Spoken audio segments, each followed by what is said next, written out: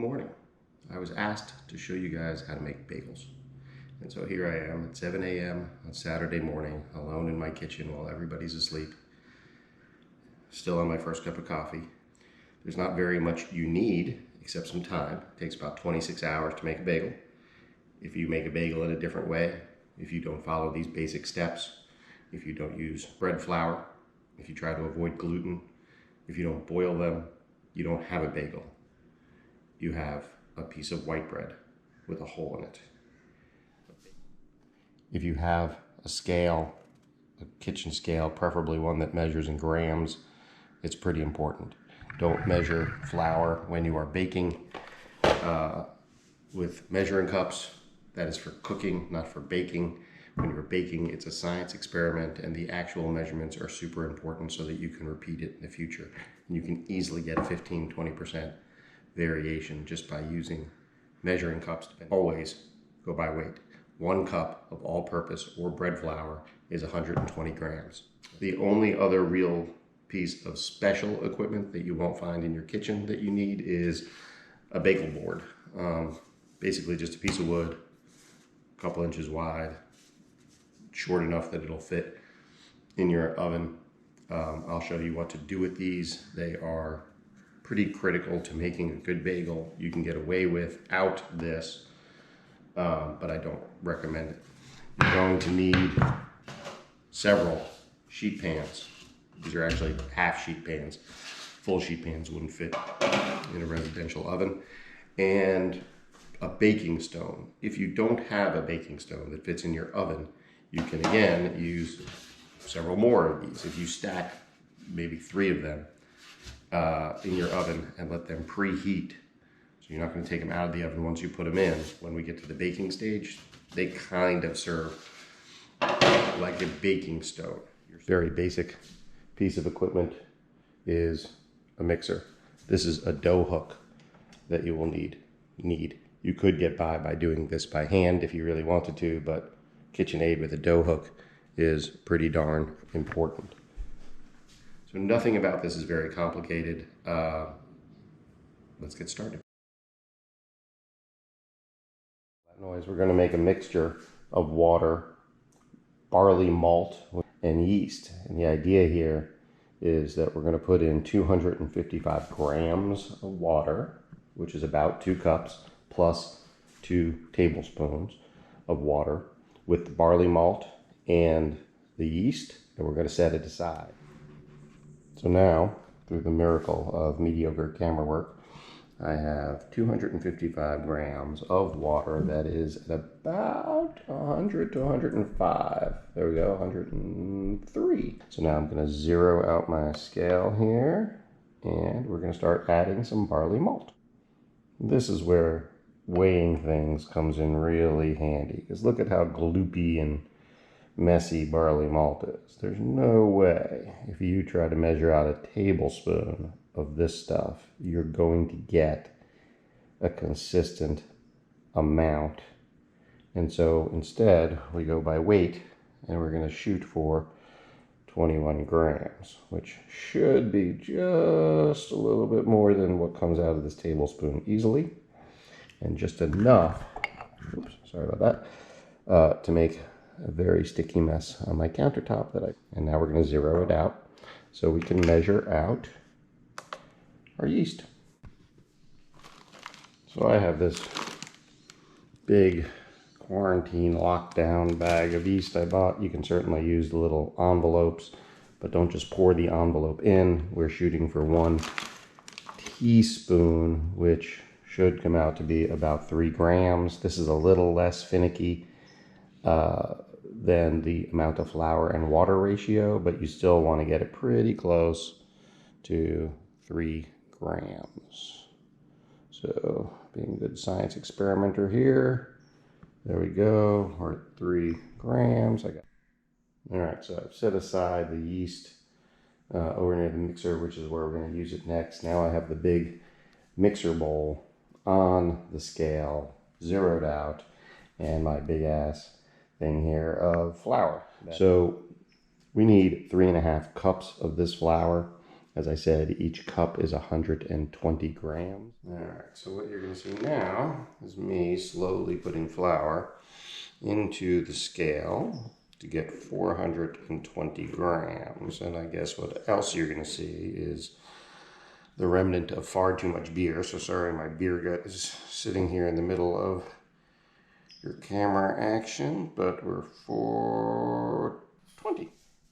Same now for salt. We're going for 10.5 grams of kosher salt. I found some variation between the brands in the size of the salt crystals, and so you end up with more or less in your teaspoons, or measuring spoons, I should say. So it's easiest once you have the scale out to just measure out the correct amount. Once you have salt in the flour, it's pretty important to mix it up. Now we're going to go over to the mixer. I think that you can see on camera that there's a foam starting to develop. And actually I just mixed it. There was a little more foam on top there. That indicates that the yeast is actually alive and starting to do stuff. Basically, the yeast eats the sugar, it belches out gas.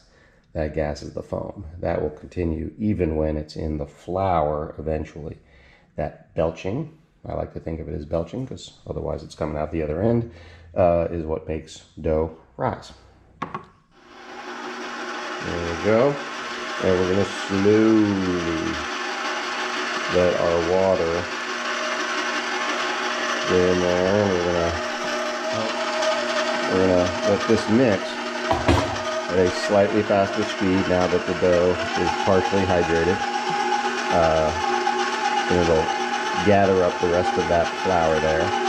And this step is going to take about 3. So you can see that we now have a ball of dough going it around in a circle, which is doing nothing. All right, so I have a ball of dough here on the Silpat. You could just clean your counter or do whatever it is you want to do to prepare a surface. So here is how we knead dough. You press and stretch it a little bit, turn it, fold it, press again. And this we're going to do for about 5 minutes. Alrighty, so that was 3 full minutes of kneading the dough. This is now a lightly oiled bowl. I'm going to put the dough in it. I'm going to cover it, and I'm going to put it in a warm spot in my house.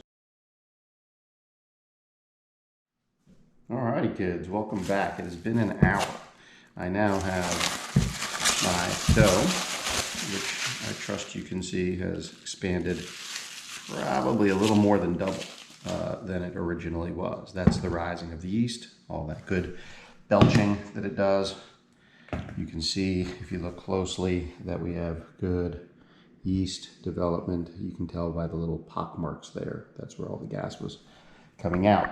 So next thing we need to do is divide this up into 6 different pieces. So you'll see I have a sheet pan, again a half sheet pan, lined with a towel. I have my dough. I have what is called a dough knife, a scraper. You can use really anything. You can use a butter knife. You can do it just with your hands if you really need to. But basically we're going to take this dough. I like these Silpats because it keeps things from sticking too much. And we are going to make a short, thick log out of it. Something that we can then divide into 6 pieces.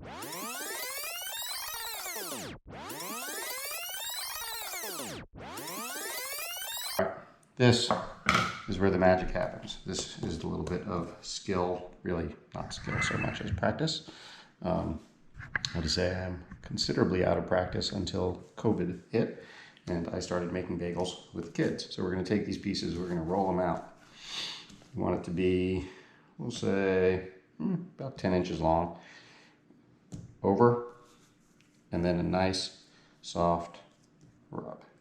And ta-da, we have a bagel. It's important that you wrap it around the thick part of your hand, that you have a big hole in there, because as it rises, that hole is going to close, and then once you boil it and bake it, the hole is going to close even further.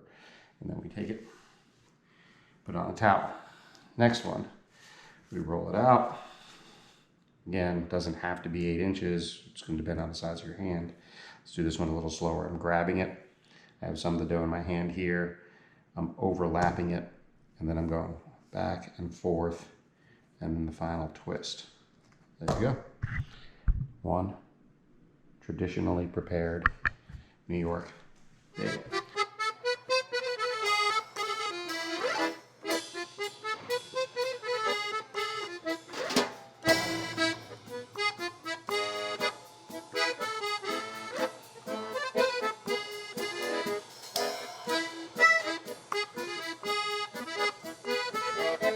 So we now have 6 bagels, and I'm going to cover this with a towel and another pan. Good morning. First cup of coffee. That means it's 24 hours later, 25 hours later. Let's see here. Bagels are out of the refrigerator for about an hour. I started some poaching liquid here. It's just a big old pot of water with a tablespoon of barley malt and 2 tablespoons of baking soda. The oven has been preheating. It is at 500 degrees and has a baking stone. So now boil, and we're going to put the bagels in the poaching liquid.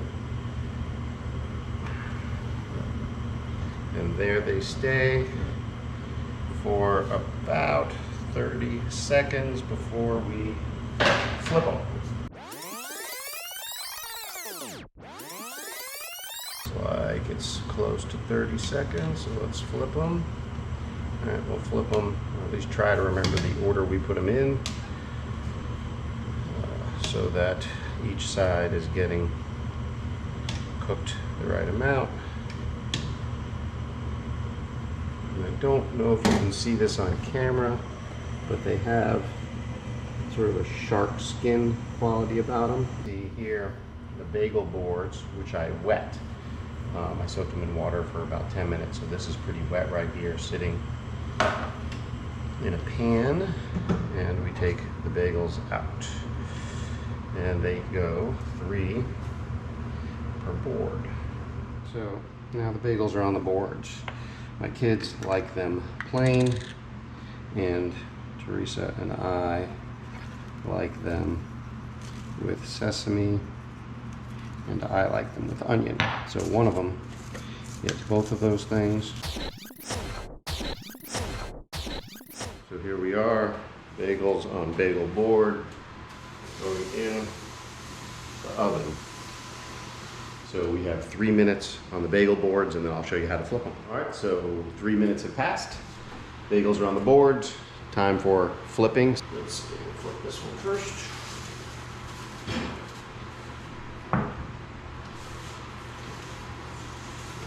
All right, so it's been 5 minutes, and bagels are looking good. Now it's just time to take them out.